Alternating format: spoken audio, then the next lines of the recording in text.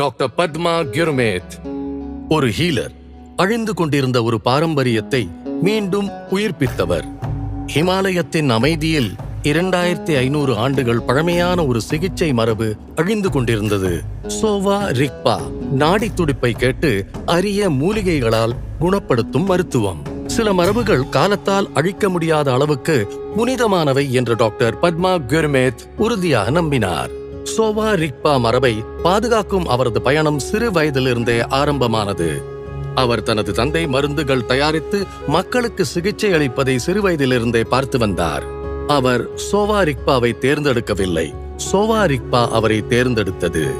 முதலில் அவர் அந்த மருத்துவ முறையை கற்றுக்கொள்ள விரும்பவில்லை, ஆனால் அவரது தந்தை அவரை சம்மதிக்க வைத்தார். டாக்டர் குர்மேத் இந்த மருத்துவ பாரம்பரியத்தை மீட்டெடுக்க தனது வாழ்க்கையையே அர்ப்பணித்தார். அவர் சோவா ரிக்பா குறித்து பல புத்தகங்களையும் எழுதியுள்ளார். ஆனால் ஒரு பாரம்பரியத்தை பாதுகாப்பது எளிதான காரியம் அல்ல. ஆரம்பத்துல இந்த மருத்துவ முறையை மீட்டு காப்பது பெரிய சவாலா இருந்தது. இது இந்திய பாரம்பரியம்னு நம்ம சொந்த மக்களை நம்ப வைக்கிறது கூட கஷ்டமா இருந்துச்சு. சோவா ரிக்பா அப்ப ஸ்டூடெண்ட்ஸுக்கு லாஸ்ட் ஆப்ஷன் மாதிரி தான் இருந்தது. அந்த முறை மெதுவா நசிஞ்சு போய்கிட்டே இருந்துச்சு. ஆனால் அவர் கைவிடவில்லை.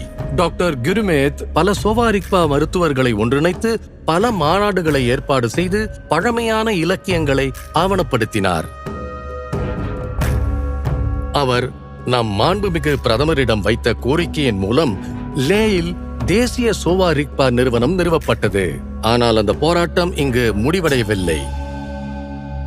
2014 எனக்கு இந்தியால இருக்கிற சைனீஸ் எம்பசில இருந்து ஒரு பிரஸ் ரிலீஸ் வந்துச்சு.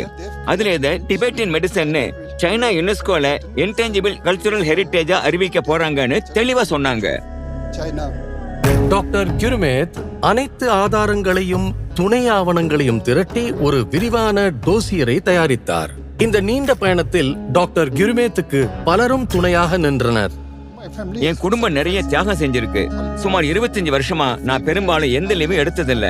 என்னோட அப்பா நல்ல ஆரோக்கியமா இருந்தப்ப மெடிசன் புத்தா உன்னோட இருக்கார், நீ புனிதமான பணியை செஞ்சுக்கிட்டே இருந்தா ஒரு நாள் கண்டிப்பா ஜெயிப்பேன்னு சொல்லுவாரு. ஒரு புதிய தலைமுறை பழமையான அறிவின் பக்கம் மீண்டும் திரும்புகிறது. டாக்டர் குர்மேத்தின் இடையறாத உழைப்பால் சோவா ரிக்பா வெறும் உயிர் பிழைத்தது மட்டுமல்லாமல் அது புதிய வாழ்வை பெற்றுள்ளது.